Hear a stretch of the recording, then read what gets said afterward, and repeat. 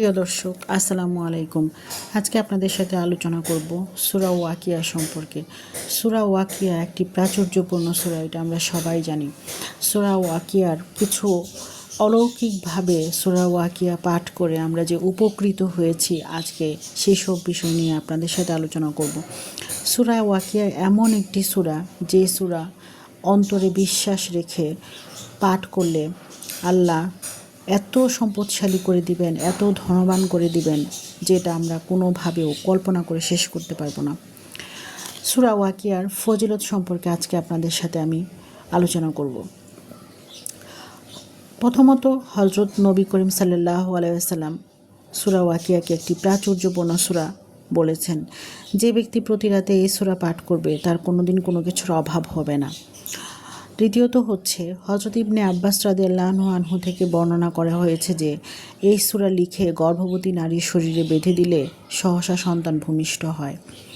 তৃতীয়ত, এই সূরার একটি আমল রয়েছে। কেউ যদি মনের পরিপূর্ণ বিশ্বাস রেখে এই আমলটি করেন 41 বার, তাহলে উনি এই সূরাটি নিয়মিতভাবে পাঠ করলে সে সর্ব বিষয়ে লাভের মতো থাকবে, কোনো দিন তার লোকসান হবে না, এবং এক স্থানে বসে মনোযোগের সাথে 41 বার পাঠ করলে রুজি রোজগার এবং শক্তি সামর্থ্য সব কিছুই বৃদ্ধি পাবে।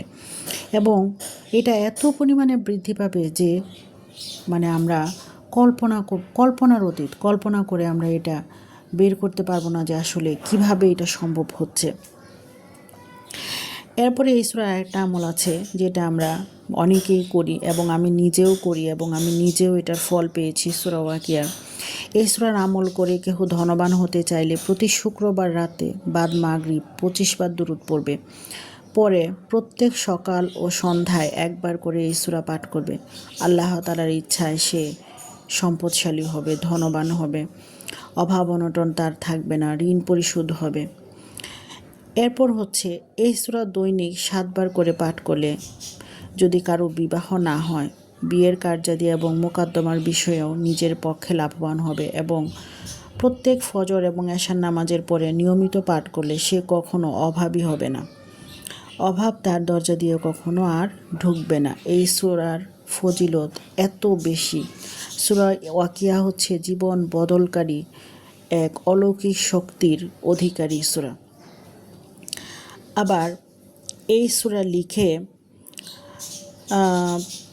আপনি যদি পানিতে ভিজিয়ে তারপর সেই পানি খান, তাহলেও আপনার উপকার হবে। আবার এই সূরা লিখে কবচ বানিয়ে সাথে ব্যবহার করলে সমস্ত বিপদ আপদ থেকেও রক্ষা পাবেন এবং রিজিক বৃদ্ধি পাবে। সূরা ওয়াকিয়া পড়া